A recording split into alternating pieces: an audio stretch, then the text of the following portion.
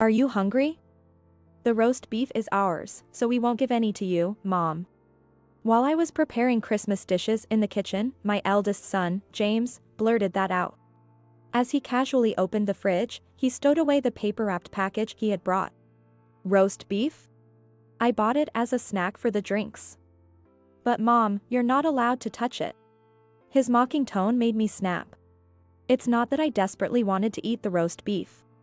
It was James's spitefulness in telling me not to eat it that infuriated me.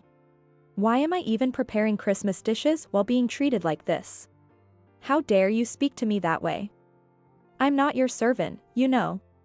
But if you don't take care of me and Emily, Dad will get upset. You won't even take care of your son and daughter-in-law when they come home for a visit, will you? James's words made me bristle with anger again. Didn't I just say I'm not your servant? I have a home to return to as well. Yes, I'm going back to my hometown. Your hometown? It's just Aunt Michelle living there alone, right? Spending Christmas with just elderly sisters? How creepy. With that, James spat out and quickly left the kitchen. Heading back to the dining room where my husband and his wife, Emily, were. I'm so glad our kitchen is separate from the dining area. Because it means I don't have to see the three of them ignoring me and enjoying their drinks. Why do I have to cook for James and Emily only to be treated like this? It's infuriating. How can I unleash this anger on James and Emily? If possible, I'd like to mix a little poison into the Christmas dishes and their drinks. Wait. The Christmas dishes. And the drinks. The idea of adding a little poison. Suddenly, an idea crossed my mind. Maybe I could give my son and his wife a shock. I'm Catherine, a 62-year-old housewife. I work part-time 3 days a week at a printing company. My husband, George, is also still working post-retirement, so we're both still working. When our only son, James, got married, my husband was overjoyed. Because his daughter-in-law, Emily, was a heavy drinker. He's always so happy to have a daughter who can drink all night long, lining up bottles of liquor in anticipation of her visits. This Christmas too, he was in a good mood since morning, having ordered wine and beer. But ever since James brought Emily home for the first time, I've disliked her. To be honest, it's not easy to find a girl willing to marry an only son. Emily said that to me while we were having tea on the couch. She started talking when my husband and James left the room. So, I hope you understand that now that I'm your daughter-in-law. What do you mean? It means if you let me go, you might never find another daughter-in-law. It took me a moment to grasp the meaning of her words. Basically, Emily was saying that she married James, and I should appreciate her for it. I'm planning to take good care of you too, you know. Of course, you should.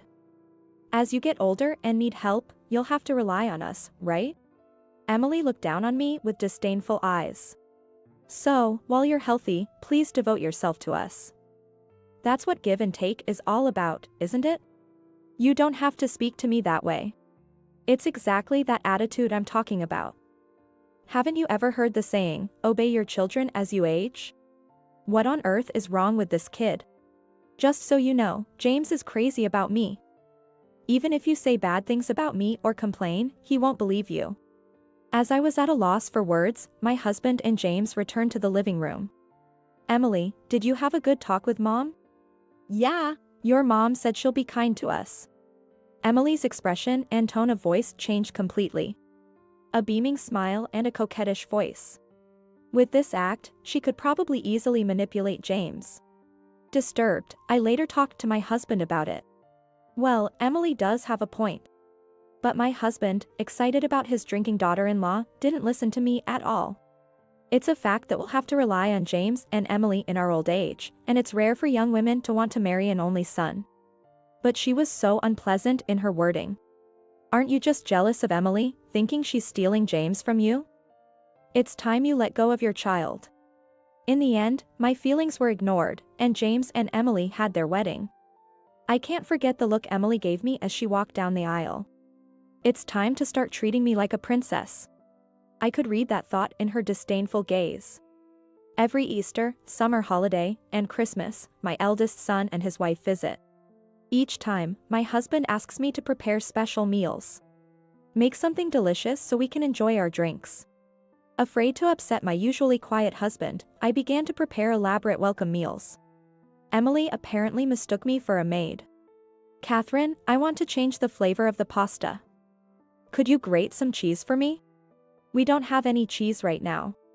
Then can you go buy some?" "Catherine, can you buy some for her? Emily's keeping you company with the drinks. My husband always spoils his daughter-in-law. And the drinking trio, including James, eat a lot." There's still food left, I'll take it." Even what I set aside for myself, James would take from the kitchen. I ended up eating toast. Every long weekend it's like this, and I've come to dread their visits. At the same time, I feel sad about feeling this way. This Christmas too, the drinking started as soon as my eldest son and his wife arrived. George, wanting to drink with Emily, had been eagerly waiting since morning. "Catherine, please take good care of us this year too. Are the Christmas dishes ready?" That was Emily's greeting when she entered the kitchen. "I'm still making them. I'd be happy if you could help. I can't enter someone else's kitchen." She sits and eats all she wants in someone else's home, but I held back from saying that. Emily, unconcerned with my reaction, quickly went back to George. Then I heard my husband's voice from the dining room. "Hey, Catherine. Bring the wine and glasses." He was referring to the cheap glass flask and cups we won in a supermarket raffle at the end of the year. He said they were perfect for drinking during the Christmas since the set included 3 cups. Does this mean I was never included in their gathering from the start? As I carried the tray with the flask and cups to the dining room, I saw several bottles of alcohol and mixed nuts on the table. The snacks they brought to tide them over until my cooking was done must have been from my eldest son and his wife. "Mom, bring the roast beef we talked about earlier too," James said, without even looking at me. "Like I said earlier, that's ours. Don't sneak any bites." Hearing those words, something inside me snapped. He's really taking me for granted. That's right. "Catherine, you know about the fancy plum wine I bought, right? Bring that too, and pour it into the wine decanter." This added command from my husband rubbed me the wrong way. I just couldn't take it anymore. Back in the kitchen, I stared at the brown liquid I had cooled in a small bowl. "Are you hungry? The roast beef is ours, so don't give any to Mom." When James said this to me earlier, I came up with a plan and prepared this liquid. Touching the bowl, it was completely cooled. I took James's package from the fridge and unwrapped it. What appeared was unmistakably high-quality roast beef. When I tried a slice, it melted in my mouth, delicious. You'll see. I submerged all the roast beef in the brown liquid. I let it soak for a few minutes to ensure the liquid penetrated each slice, then took them out and dabbed them dry with kitchen paper. I didn't feel like tasting it, but it should be fine. After plating the roast beef, I took out the expensive plum wine my husband bought from the fridge and poured about half into the decanter. A rich aroma rose immediately. A clearly high-quality scent, but I was going to ruin this wine too. I opened the cupboard and took out a 750 milliliters black bottle. Holding it firmly with both hands, I poured the clear liquid from the bottle into the decanter, mixing it with the plum wine. The 3 drinkers in the dining room had no idea about this bottle's existence. They deserved to be ruined. Ruining my eldest son and his wife's visit might seem petty to others. But I had to do this to calm my irritation. "I won't let you enjoy the Christmas dishes either." I took out a container and packed exactly half of the Christmas dishes. Up until now, the drinkers ate everything I made, but not this year.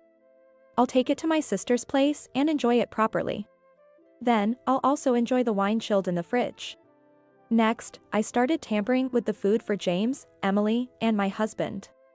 I dripped the brown liquid onto the prawn cocktails and mixed it into the stuffing. I spread Tabasco on the roast turkey before serving. If the drinkers notice a strange taste, that'll be a success. Carrying the decanter and glasses to the dining table, the 3 were already happily tipsy. It seems they were drinking wine. Wow, is this the fancy plum wine? Such a beautiful gold color. "Mom, could you pour me some plum wine?" Emily quickly asked me, then tipped back her cup. "Why don't you do it yourself? Come on, do it for her." Annoyed by my husband's words, I obediently lifted the decanter and filled the 3 glasses to the brim with plum wine. Let them drink their fill. Drink and set my plan of revenge in motion. Hey, Mom, you're pouring too much. It's fine, it's a fancy plum wine. Mmm. Smells amazing. Emily smiled happily and carefully brought the glass to her lips to savor the plum wine. Wow, this is so delicious. True, you can tell it's expensive by the taste. We three can finish this off in no time. We three. As if I don't even exist. Shaking my head, I returned to the kitchen and then brought the plate of roast beef to the table. Here it comes. This is from a famous local butcher shop. James boasted, hurriedly taking a bite of the roast beef. Then, he grimaced. What's this? It's bitter. Yes.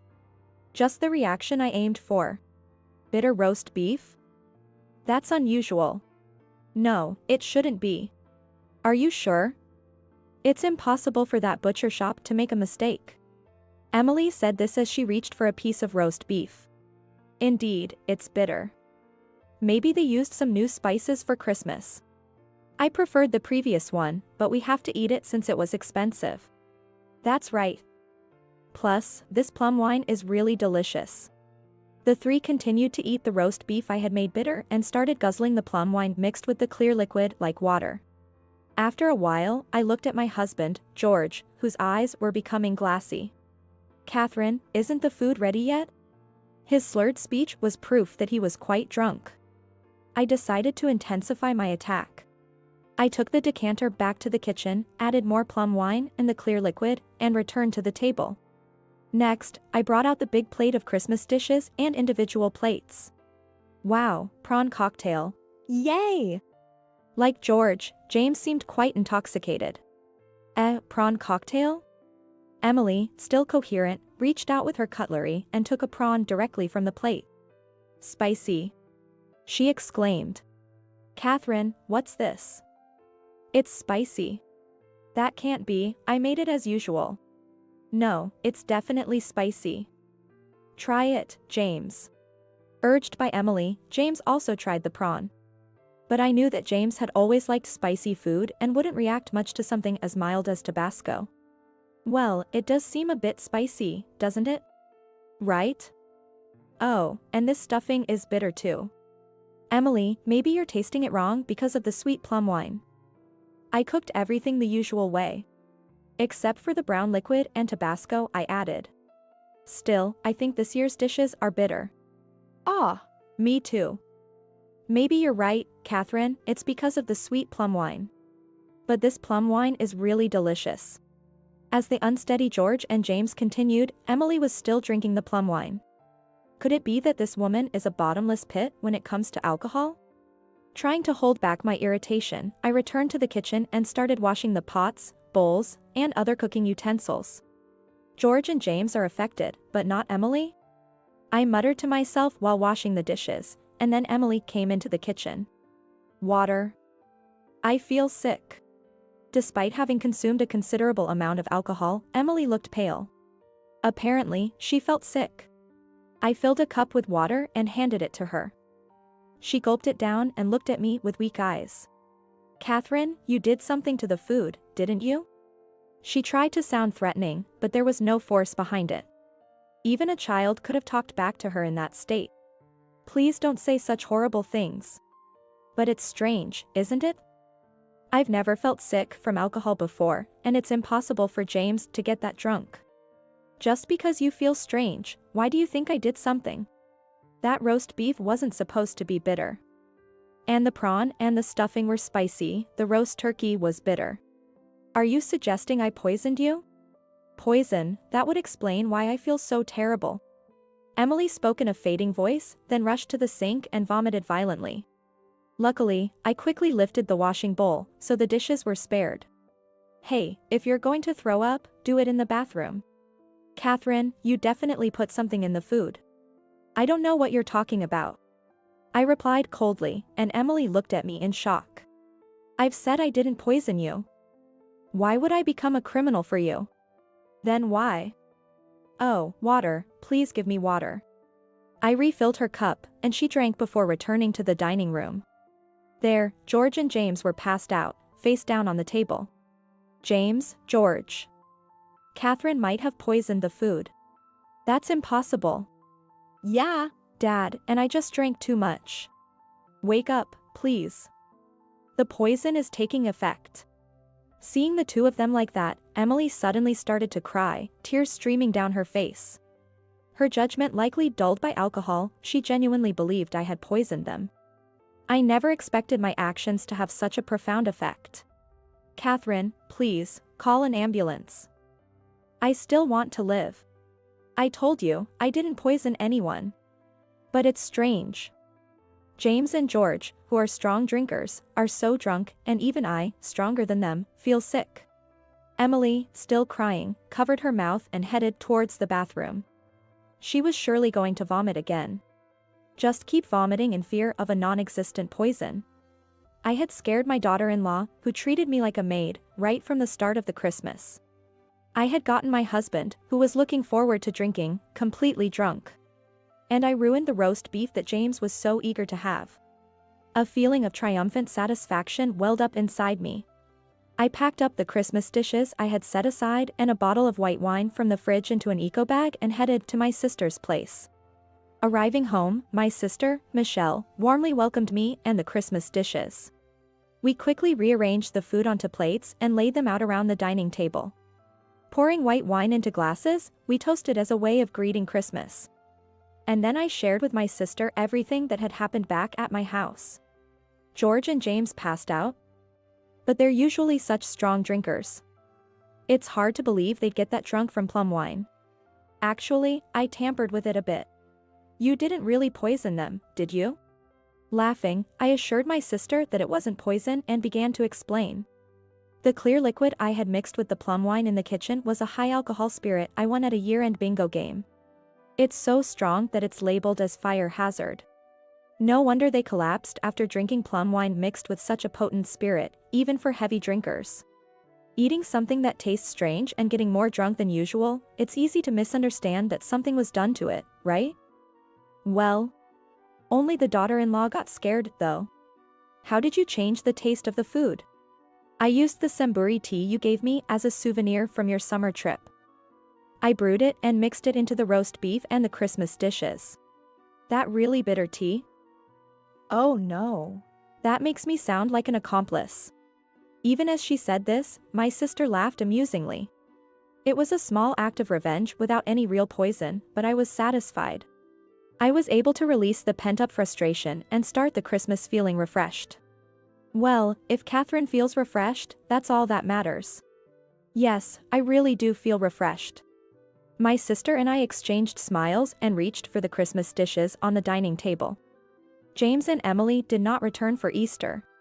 Emily said she hates going back home, trembling as she said it. James told me over the phone when they informed me they wouldn't be visiting. Probably because they were too drunk, they didn't remember what happened during Christmas. Mom, Emily is saying nonsense, like you poisoned the food.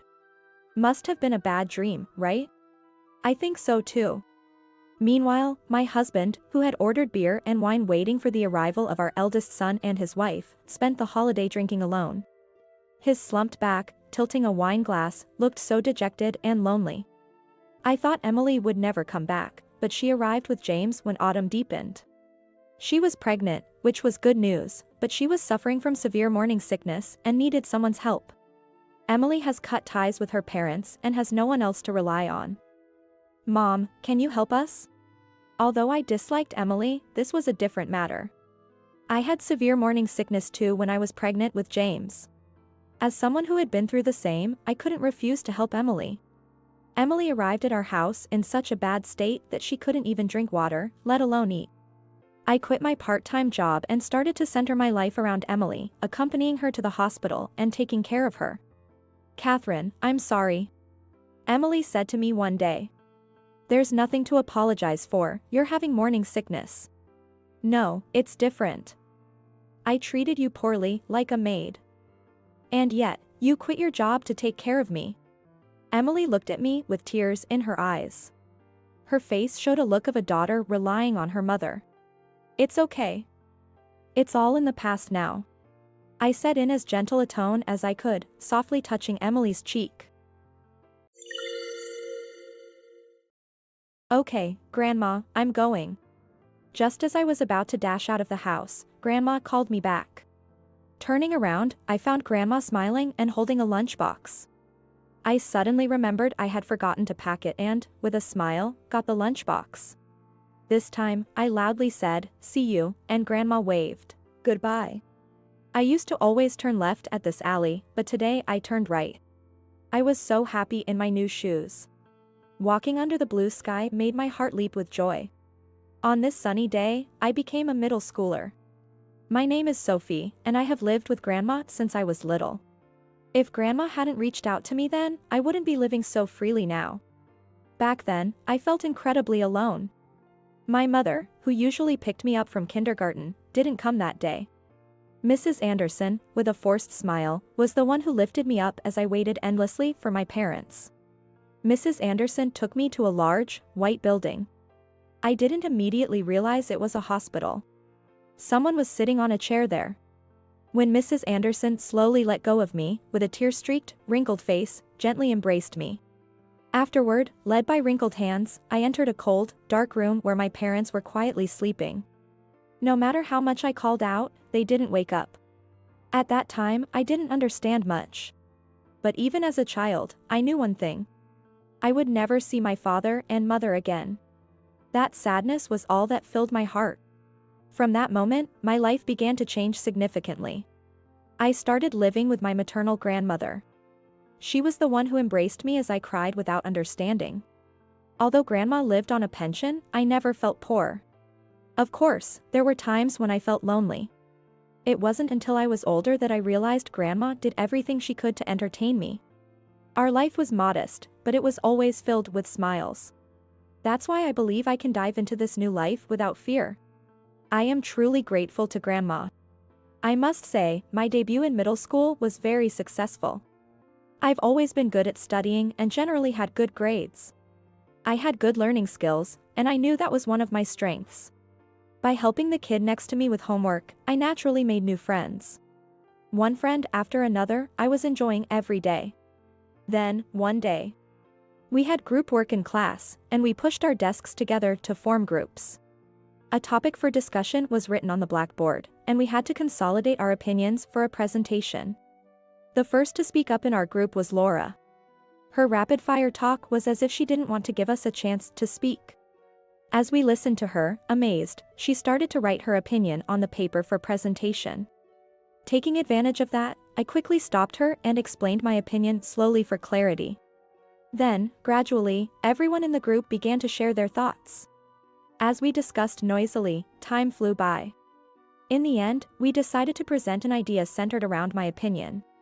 Encouraged to do so, I presented our opinion as the group's representative, albeit a bit nervously. The next moment, the classroom filled with applause. Mrs. Johnson smiled, saying it was a good presentation. Feeling embarrassed, I looked down slightly to avoid showing my blushing face. Back at my seat, everyone in the group talked to me with smiles, except for Laura, who looked at me coldly. Feeling scared, I averted my eyes from her. And the next day, my school life changed completely. Even when I greeted people as usual, no one responded. Everyone turned away from me, whispering to each other. Confused, a flashy-looking boy, who usually didn't talk to me, appeared in front of me. He came close to me with a sly smile, then opened his mouth wide. "You're just a poor orphan, aren't you?" That single sentence made my spine freeze. It wasn't something I was trying to hide. But his mocking attitude made it easy to guess why I was being ignored by my classmates. And who had started it? The boy, irritated by my silence, started blurting out the rumors. "Sophie is an orphan. She lives off her grandmother's pension, so she's poor. That's why she's always trying to steal other people's things." Because of these baseless rumors, my happy days crumbled away. I had never thought about stealing anything. Ignoring the boy in front of me, I glared at Laura, who was watching from a distance. She pointed at me and giggled with the girls surrounding her. I tried to boost my spirits, thinking I wouldn't let this harassment defeat me. I grabbed the arm of a friend who was trying to avoid me, attempting to convince her that the rumors were a complete lie. But the girls, who had laughed with me just yesterday, shouted, "Don't come near us," and pushed me away. Then they ran out of the classroom. I stood there stunned, as Laura's group laughed loudly. I remained frozen, unable to say anything in return. Only the spot where my friend had pushed me throbbed painfully. The following days were lonely. In the classroom, Laura and her group would come near me and taunt me. Gradually, there was no place for me in school anymore. I was afraid of those who mocked me and those who just watched from afar. With that fear, I couldn't stay in such school. Unable to bear the heavy stares filled with various emotions, I began to spend time alone. Though my world became quiet, the anxiety and loneliness didn't fade. During these lonely days, summer approached. But it didn't matter to me. The friends I was supposed to enjoy summer vacation with had all disappeared. Returning home from school with a heavy heart, I saw Grandma squatting near the flower bed by the entrance. As I tried to enter the house without speaking to her, she said, "Sophie, how was your school?" Even though I didn't respond, Grandma started talking about planting seedlings in the flower bed. "Summer is coming. I wanted to see beautiful flowers with you.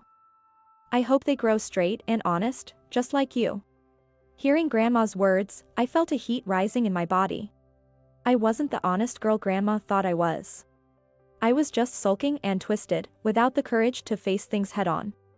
I noticed Grandma sweating while planting the flowers but didn't care and was about to enter the house, ignoring her. "You don't know anything." I blurted out these words, and Grandma's eyes widened. But then, she smiled apologetically. "I'm sorry, Sophie. I might have said something strange again. I'm really sorry." As I watched Grandma apologize, my face grew hot with emotion. I couldn't hold back my feelings any longer. "You don't understand anything at all. I would have been better off in a facility than being taken in by you." My emotions overflowed, not just in words, but in tears as well. Grandma, seeing me cry, approached me in a fluster. At that moment, she lost her balance. There was a small bag of fertilizer at her feet, which she slipped on. I understood what had happened, but I was too shocked to move. Grandma had fallen and was now groaning in pain, curled up on the ground. Even as I rushed over and tried to speak to her, she could only moan, unable to have a conversation. Realizing the seriousness of the situation, I hurriedly called an ambulance. While waiting for help, all I could do was rub Grandma's back as she lay immobile. Later, Grandma was safely transported to the hospital. According to Dr. Thompson, Grandma had broken her leg. Grandma, seemingly relieved by the medication and not in much pain, sheepishly explained to Dr. Thompson that she had fallen while tending to the flower bed. Dr. Thompson smiled, advising her to be careful, but soon turned serious as he examined her. It seemed the conversation wasn't over yet. Dr. Thompson, with a grave expression, began to discuss Grandma's health. He said that the damage to her knees and spine was beyond what one would normally expect. Moreover, it seemed she had also hurt her abdomen when she fell, and the pain warranted further tests, which revealed something concerning, necessitating a re-examination. Grandma, looking apologetic, drooped her shoulders at Dr. Thompson's words. Eventually, losing patience with Grandma's silence, Dr. Thompson questioned why she hadn't sought medical attention when she first felt pain. I stood there, dazed, my mind clouded with thoughts. How had I not noticed that Grandma's body was in such bad shape, despite living with her all this time? She was always smiling and seemed so energetic. Was her deteriorating health because of the hardships I caused? Did she endure the pain without telling me to avoid worrying me? At that moment, I was flooded with questions and remembered the terrible things I had said to Grandma. But I couldn't bring myself to ask these questions or apologize for hurting her. While I was still in shock, Dr. Thompson finished speaking. Grandma would be hospitalized not just for the fracture but until her health fully recovered. "I'm really sorry," Grandma apologized to me. I couldn't say anything back to her, hanging my head in sorrow. Grandma looked uncomfortable in my presence.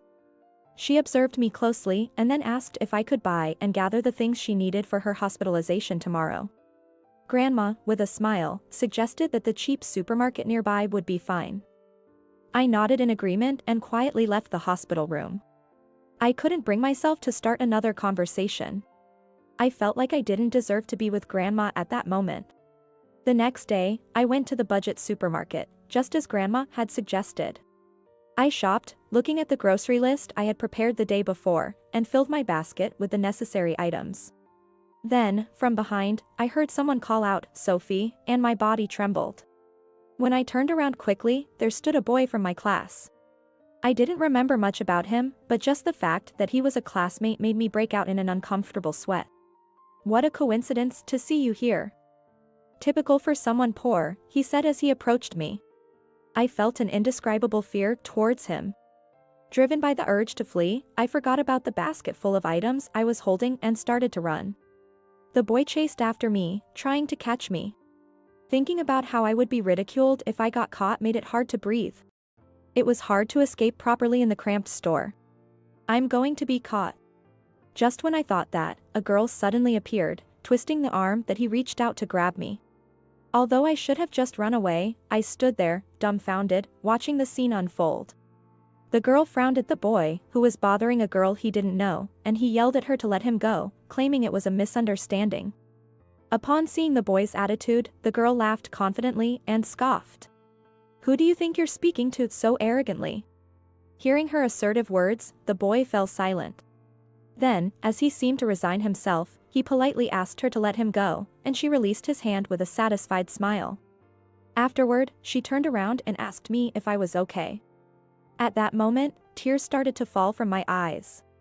I was always alone at school. Additionally, I had said terrible things to my only family member, my grandmother, and hadn't been able to apologize before she was hospitalized. At that time, I had no emotional room to spare. Hearing words of compassion for the first time in a long while. The tears I had been holding back overflowed at their warmth. In front of me, crying without saying anything, the two exchanged glances. Then, perhaps out of concern for me, they helped me complete my shopping according to the list I had and took me outside. After leaving the supermarket and finally calming down, I thanked them and tried to leave. But they insisted on following me because they were worried. The classmate was Kevin. The misunderstanding was cleared up by Emily. She looked very mature, but apparently, she was in a different class, but the same grade as me. When I explained that I was going to visit my hospitalized grandmother, they encouraged me and said to let them know if there was anything they could do to help. The two seemed to be childhood friends and looked very close to me. I heard that Kevin and Emily have been in the same basketball club since they were kids, and that Kevin has never played basketball better than Emily. I couldn't help but laugh when I heard that story. It turned out the exchange in the supermarket was about how he had never won against her, yet he dared to speak to me that way. At that moment, Emily looked surprised. Wondering what was going on, she finally asked me what Kevin had done to me. Kevin, while being glared at by Emily, explained that he was just casually greeting me as a classmate. Watching them, I found myself talking. It seemed I had angered Laura and was being teased in class. I was always running away because I was afraid of the stares from my classmates. Come to think of it, this might be the first time I've ever talked about this to someone. After I finished speaking, Kevin seemed to realize my feelings. Then he apologized, saying, "I'm sorry, I didn't think it through." It seemed Kevin, busy with club activities, had been avoiding getting deeply involved in the problems occurring in his class. His words in the supermarket were just him trying to say hi after hearing a simple rumor that I was poor. Realizing that Kevin's words had no deep meaning, I also apologized, saying, "I'm sorry for running away suddenly." Kevin smiled and assured me that it was completely fine. As I felt relieved, Emily gently held my hand. Surprised, I looked at Emily, who was looking back at me with a strong, direct gaze. Seeing my confusion, Emily suddenly smiled and said, "From now on, everything will be okay." Honestly, I didn't understand what she meant, but her words lightened my heart a bit. Then, after chatting happily with them, we reached the hospital, and I parted ways with Kevin and Emily in front of the hospital. Feeling it inappropriate to take them into the ward, I watched their backs until they were out of sight and then hurried to my grandmother's room. When I opened the door, my grandmother greeted me with a smile. As I put away the things I was told to bring, she looked at me and smiled happily for some reason. When I wondered why, she asked if something good had happened. I felt a little startled, but when I talked about the two people I met today, my grandmother smiled even more happily. Contrary to her energetic appearance, it seemed she would need to stay in the hospital over the summer. As she said, "I won't be able to see the summer flowers," with a slightly sad smile, my heart tightened. After talking with my grandmother for a while and saying I would come again, I went home to find the flower bed just as it had been that day. The sunflower seedlings by the flower bed had wilted and fallen over. I stared at them for a while, then firmly replanted them in the flower bed, wishing for them to grow straight and bloom beautifully. And I reminded myself that I also needed to properly apologize to my grandmother. Living alone was not an issue for me. I could do household chores, and as long as I managed my finances, there wouldn't be any trouble. But with no relatives nearby, I was unsure what to do. For the time being, I only informed my paternal grandmother, who lived far away, and my homeroom teacher, Mr. Wilson, by phone. The next day. From that day on, I was no longer alone. When Laura's friends were about to tease me as usual, Kevin, from my class, suddenly started making a one-liner joke off the cuff. Everyone's attention turned to him, and the atmosphere of making fun of me disappeared. Moreover, Emily, who was supposed to be in a different class, started coming over, and we often ate lunch together on the rooftop. I soon realized that both of them were protecting me in their own ways. When I thanked them, they just brushed it off with a smile, saying they simply wanted to be friends with me. Still, I was always grateful to them. But this peace didn't last long. During a re-examination while she was hospitalized, it was discovered that my grandmother had developed a gastric ulcer. Fortunately, there was no bleeding, and she needed to fast and be on an IV drip while being monitored. Although my grandmother and Dr. Thompson were relieved that there was no perforation and laughed it off, I was filled with anxiety. When I got home, I looked up gastric ulcers on my phone and felt a pang in my heart when I read that stress could be a cause. My grandma's health problems. I can't help but feel they are my fault. Alone in my house, I curled up, feeling the emptiness around me, and waited for morning to come. The next day, perhaps noticing my pale complexion, Emily invited me to talk on the rooftop after school. I thought that talking to her might lighten my mood, so we went to the rooftop together. Just then, unexpectedly, Laura approached us hastily from behind. I wondered if she had been following us. Laura, with no regard for manners, suddenly grabbed Emily's arm. Stunned and unable to speak, I watched as Laura glared at me and opened her mouth wide. "You know what? Just because you're poor, doesn't mean you can cozy up to Emily, who's rich. It's pitiful to see Emily being associated with someone like you." I felt dizzy hearing those words. I had no idea that Emily was wealthy. Was she approaching me just to spread rumors with Laura that I was sucking up to the rich? While I was lost in these thoughts, Emily shook off Laura's hand. "What are you even saying? I'm with Sophie because I want to be. Aren't you embarrassed by this behavior?" With Emily's firm words, Laura couldn't say anything more and walked away dejectedly. Surprised yet grateful, I thanked Emily for her help. Emily, looking straight at me, then smiled broadly. "I really wanted you to know everything," she murmured, and began to share her story. Emily shared that she had lost her parents when she was young. Now, she lived with her grandparents. Emily's grandfather was the president of a company. Originally, her father was supposed to take over, but her grandfather was still actively managing the business. Emily also shared her dream with me. To take over her grandfather's company as soon as possible. That was her dream. "I'm sorry for bringing this up so suddenly. But I wanted you, Sophie, to know properly. I think of you as my best friend." As she said this and smiled shyly, tears naturally started to fall from my eyes looking at her, Emily. To think that someone considers me, just as I am, their best friend. Quietly crying, I felt Emily gently pat my back. Through my blurred vision, I looked at Emily. I realized I didn't want to keep any secrets from her. Wiping away my tears, I confessed to Emily how I had said awful things to my grandma that day. Emily listened silently to my clumsy story. After I finished, she clearly told me that I would regret it if I didn't apologize properly. As I said yes, she said, "Let's go," and took my hand. Confused, I had no choice but to follow her. She led me to a shopping district. There, in front of a flower shop in the district, Emily finally stopped. The flower shop was manned by Kevin. Surprised to see us, he shared that this shop was his family's business. I took a deep breath to muster courage and asked Kevin for a flower. Kevin looked surprised again but wrapped and prepared it carefully. As he handed me the flower, he asked where I was going. I replied that I was going to the hospital to visit my grandma, and he smiled, wishing me to take care. When we reached the hospital, Emily pushed me forward with a smile. I nodded quietly and headed to my grandma's room. I knocked softly and opened the door to find Grandma looking at a photo. It was a picture of my parents, which she had asked me to bring. Seeing her sad, distant gaze, I took another deep breath and entered the room. Grandma, surprised as if she hadn't heard the knock, quickly hid the photo under her pillow. Then she smiled as if nothing had happened. I wondered how long I had been making Grandma overexert herself. Feeling my heart beat faster, I presented her with a sunflower, her face filled with wonder. Then slowly, I began to say the words I had always wanted to say. Grandma, I'm so sorry for the terrible things I said that day. I was so happy with you. I want to stay with you. So please, from now on, don't push yourself too hard and rely on me. After I finished, the hospital room fell suddenly quiet. Grandma didn't say anything. When I looked up, Grandma, tears streaming down her face, took the sunflower from my hand. Grandma always thought of Sophie as still a small child.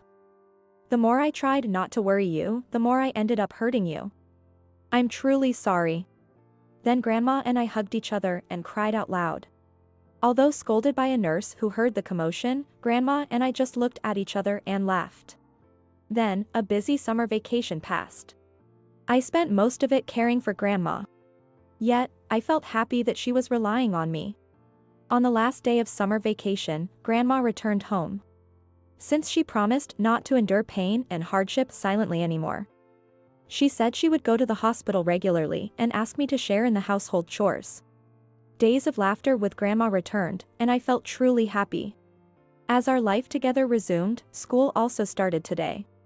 On the first day of the new term, Grandma sent me off with a smile, saying, "Have a good day." Kevin and Emily were waiting for me at the front door. Especially Emily, my truly beloved best friend. Called by Emily and Kevin, I ran out. Near the entrance, the sunflowers in the garden, now fully grown, shone brightly in the sunlight.